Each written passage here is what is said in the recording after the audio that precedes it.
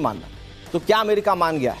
और अगर अमेरिका मान गया है, ट्रंप मान गए, तो फिर अमेरिकी लोगों को क्या जवाब देंगे डोनाल्ड ट्रंप? बड़े जोर शोर के साथ जंग जीतने के लिए इस जंग में गए थे अमेरिकी राष्ट्रपति, लेकिन यहां सीज फायर के लिए मजबूर होना पड़ा। सवाल यह है कि पूरी दुनिया को आर्थिक संकट में डालने के बाद आज अमेरिका कहां खड़ा है। अब आपको समझाते हैं कि आखिर 40 दिन की जंग से ट्रंप को क्या हासिल हुआ। तो पॉइंट नंबर 1, हॉर्मुज नहीं मिला।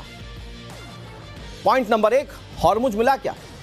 क्योंकि इसी हॉर्मुज से कुछ दिन पहले डोनाल्ड ट्रंप ने कहा था हम यहां से तेल से पैसा कमाएंगे। ये सपने दिखाए थे अमेरिकी राष्ट्रपति डोनाल्ड ट्रंप ने।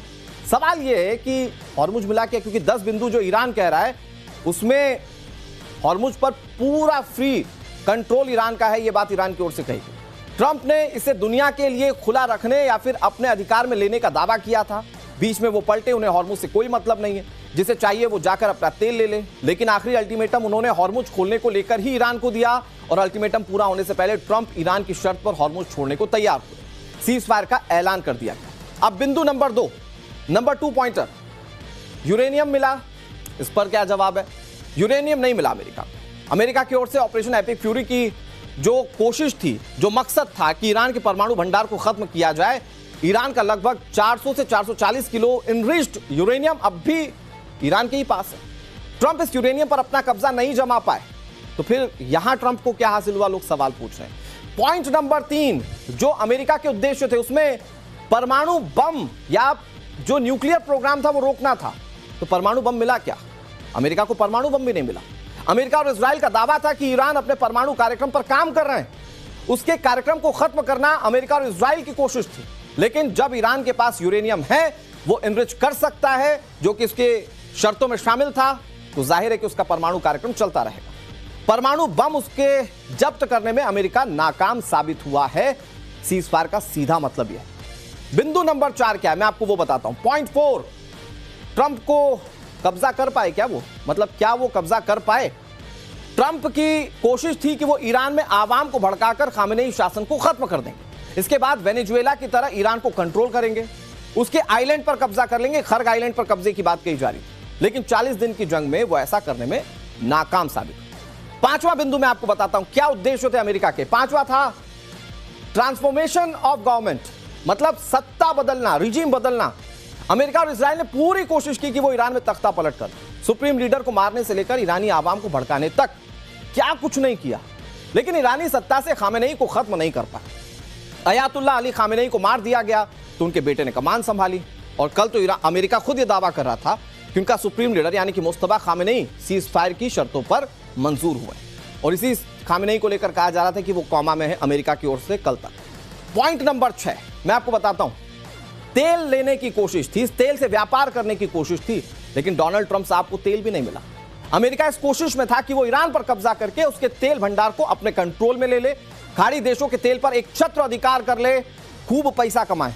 लेकिन अब इस सीजफायर के बाद यह तय कि खाड़ी की राजनीति और कूटनीति में बदलाव देखने को मिलेगा, वर्ल्ड ऑर्डर दूसरे लेवल पर देखने को मिलेगा, और हो सकता है कि गल्फ कंट्री का खलीफा अब आपको ईरान ही देखने को मिले।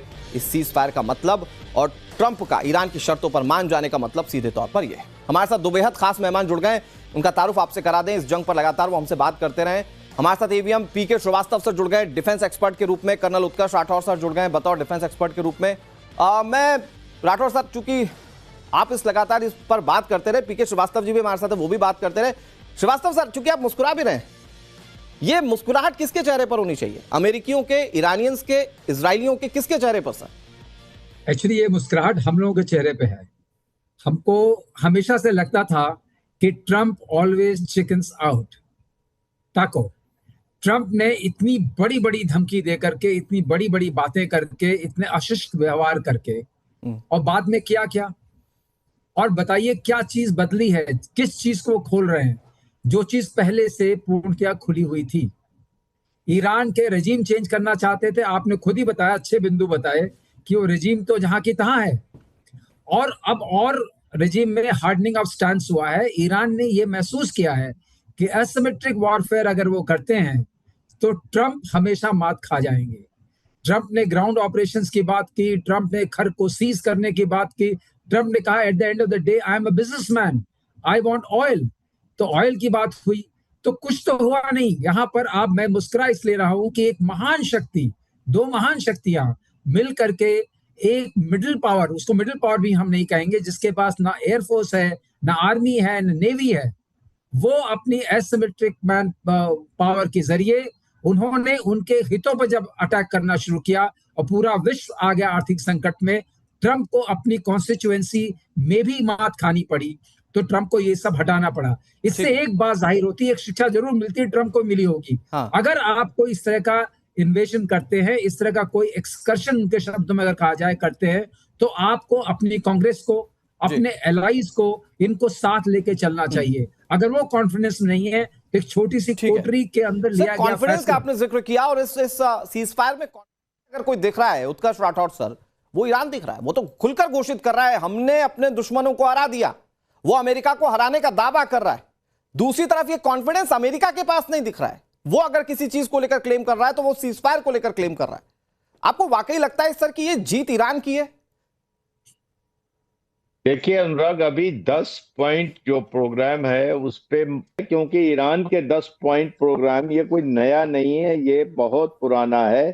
24 मार्च को अमेरिका का 15 पॉइंट प्रोग्राम आया था और उसके जवाब में ईरान ने 10 पॉइंट का प्रोग्राम दिया था।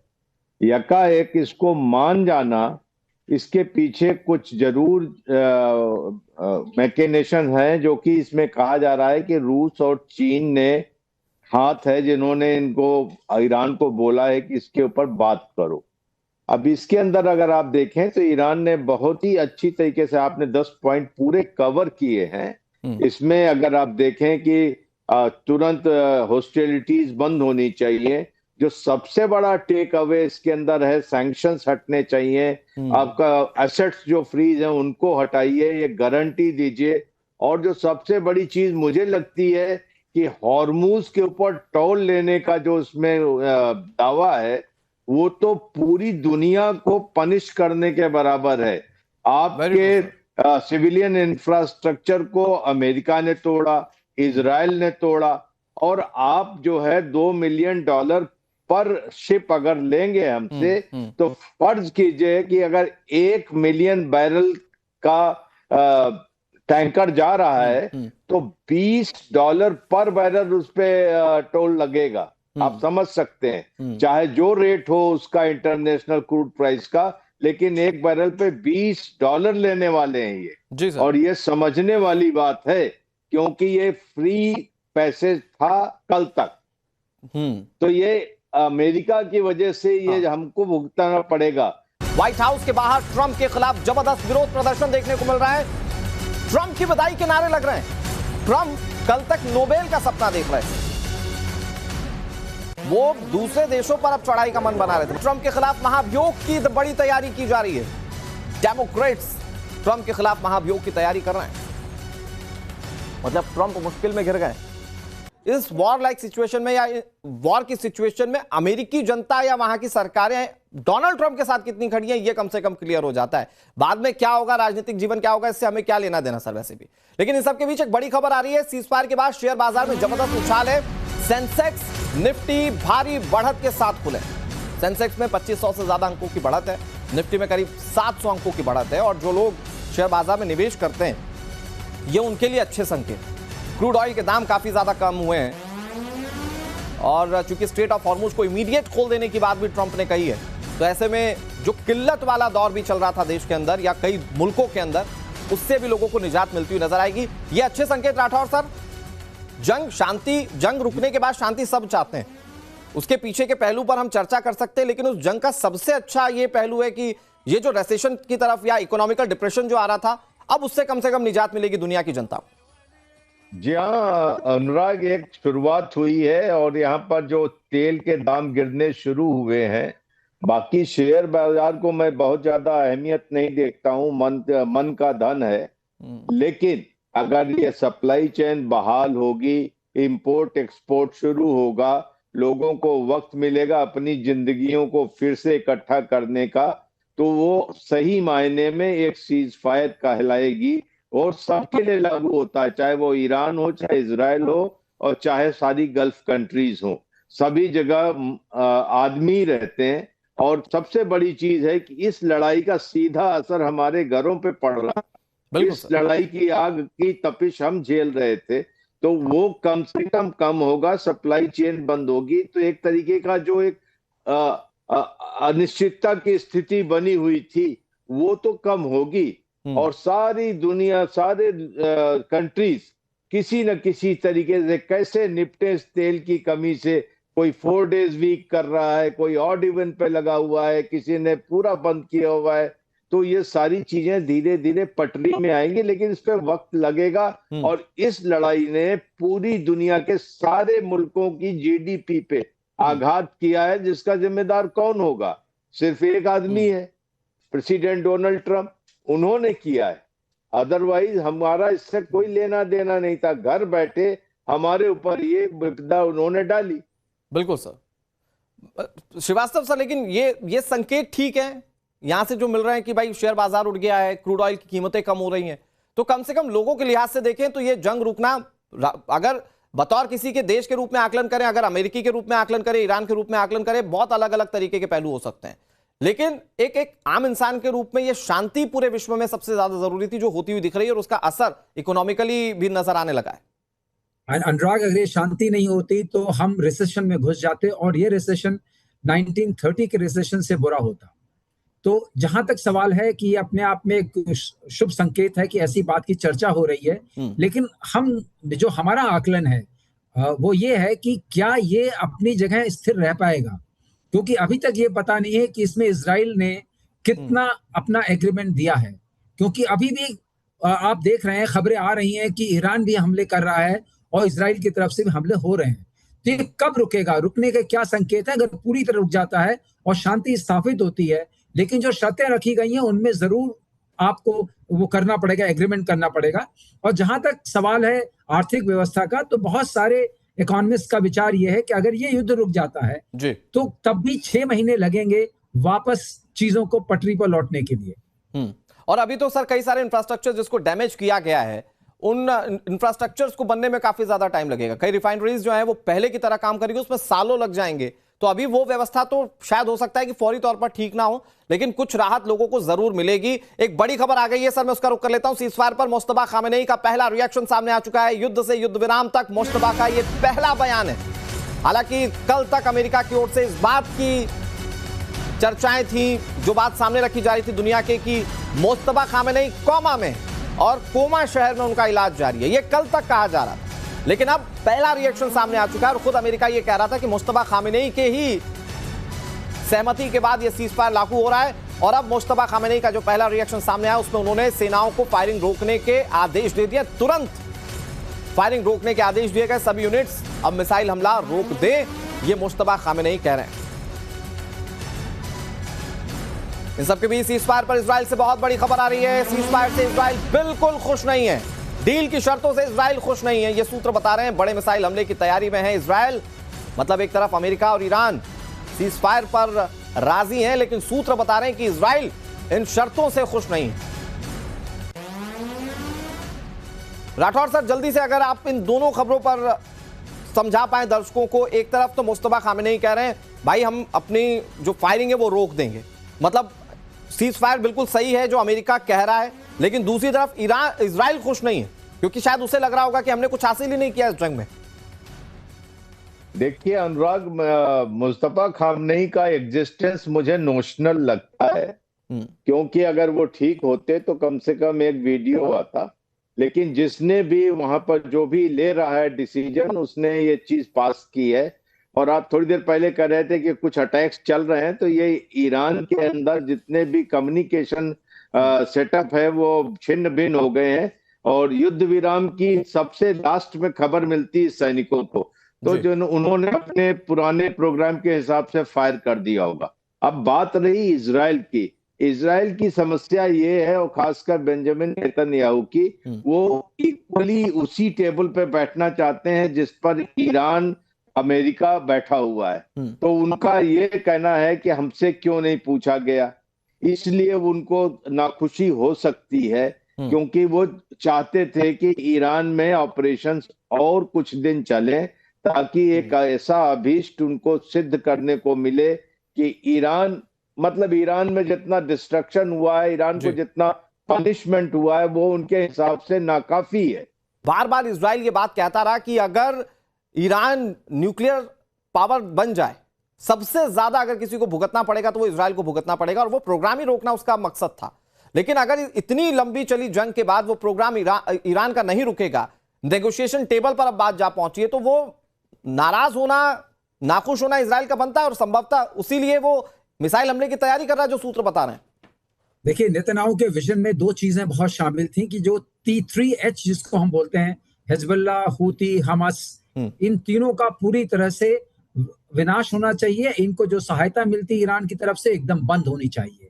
लेबनान जो है उसमें बफर जोन क्रिएट होना चाहिए साउथ लेबनान में, वो काम अभी इजराइल की तरफ से जारी है।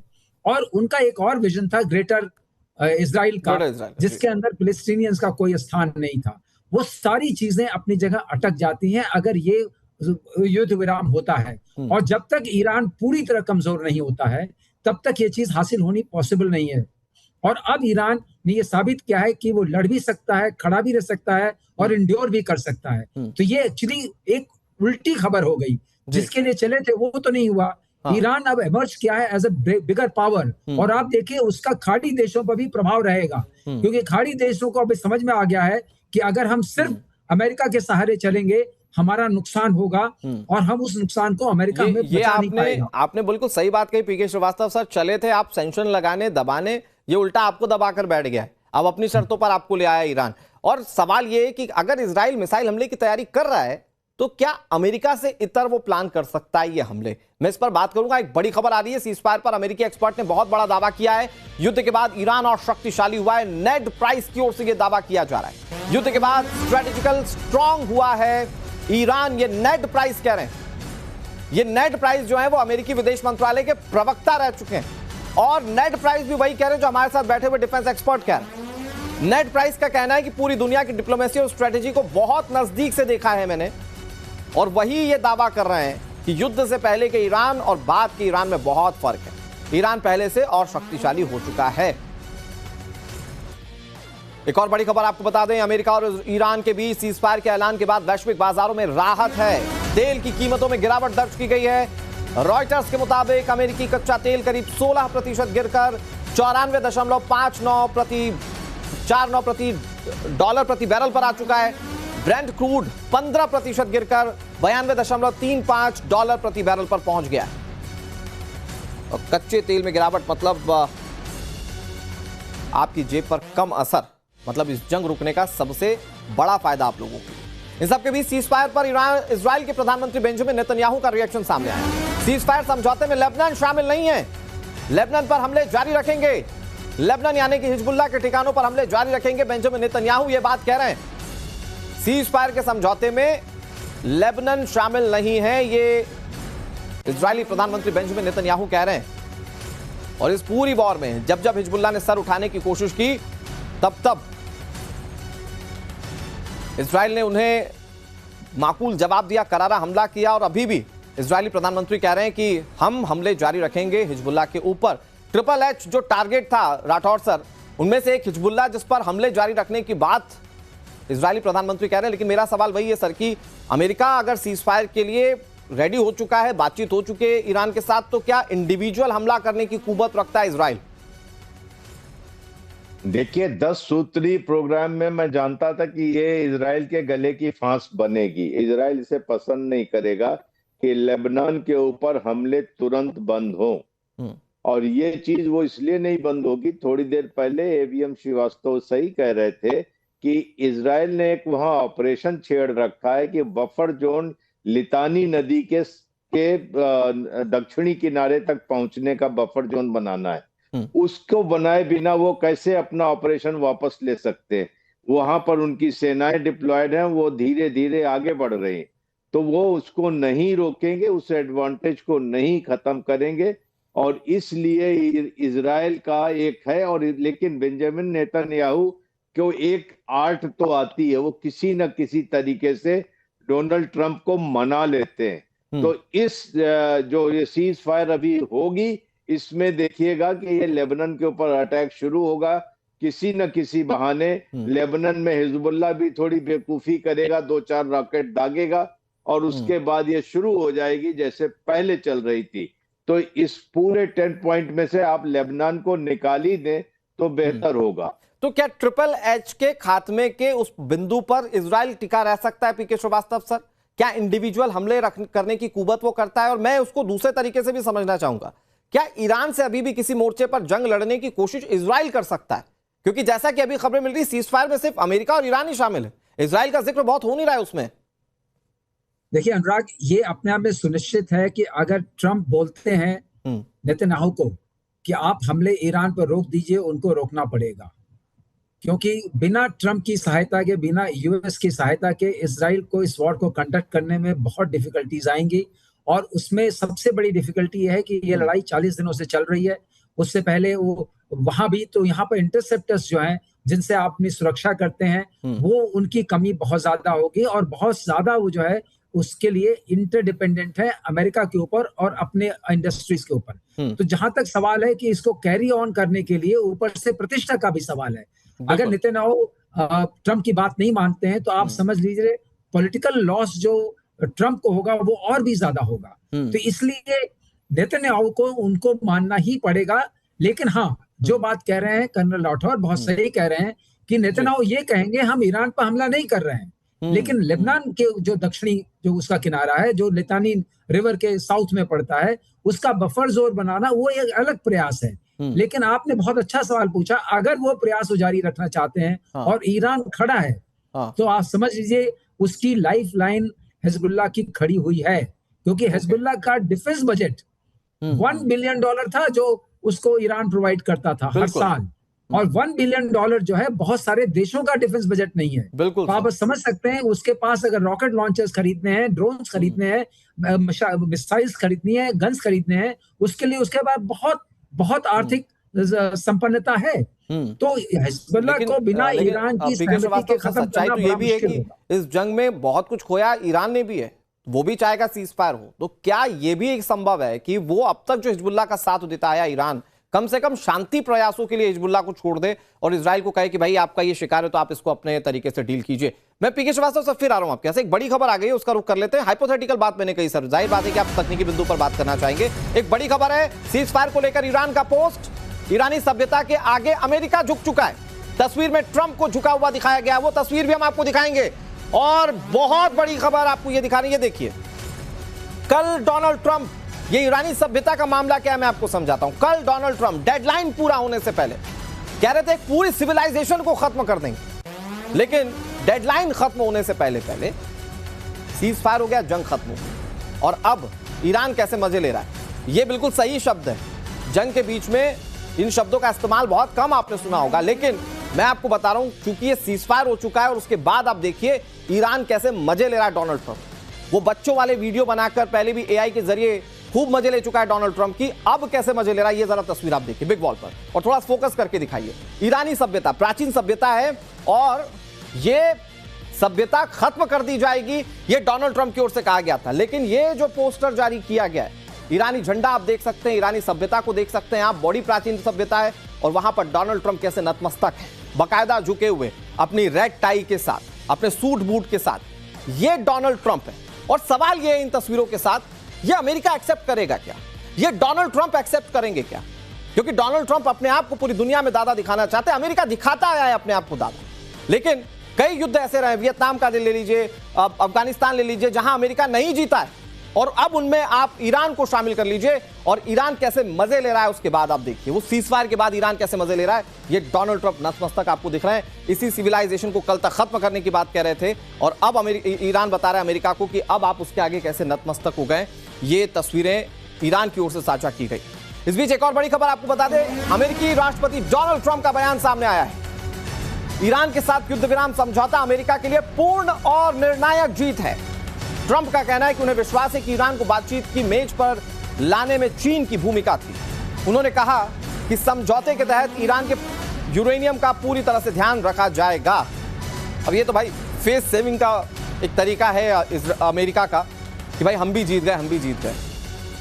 मतलब राठौर सर चार लपड़ खाने के बाद अमेरिकी राष्ट्रपति कह रहे हैं हमने भी तो एक मारा था। ये तो वही वाली बात दिख रही है सर। अनुराग, ये लपड़ बहुत दिनों के बाद सुना है मैंने। सर वो डोनाल्ड तो ट्रंप के बात लिए इस तरह सही की है। मजाकिया चीजें निकल आती हैं। लेकिन बात ये है कि जो भी गलती करता है तो आज के युग में उसको सुनना भी पड़ता है। और ईरान एक अंडरडॉग था, ईरान ने सबसे ज्यादा सफर किया है, तो ये एक नेचुरल इंस्टिंक्ट होता है मनुष्यों में कि अंडरडॉग के साथ ठीक है सर। सिंपैथी होती है। और ईरान के कितना नुकसान हुआ है वो अनइमेजिनेबल है, बिल्कुल और सर, ईरान को उसकी भरपाई करने इसमें में कोई दो राय नहीं है सालों के सर, इसमें सालों कोई लग दो राय जाएंगे। नहीं है। और जाहिर बात है कि वो पाषाण युग की तरफ ईरान जाता हुआ भी दिख रहा था। पीके श्रीवास्तव सर, मुझे माफ कीजिएगा, वक्त इतनी इजाजत दे रहा है, लेकिन बात रही सही इतनी है, एक टारगेट के साथ अमेरिका ने हमले किए थे और उन टारगेट में कहीं मैच करता हुआ अमेरिका नहीं दिखाई दे रहा है, और बातचीत की मेज पर आना अमेरिका अपने लिए जीत मान रहा है।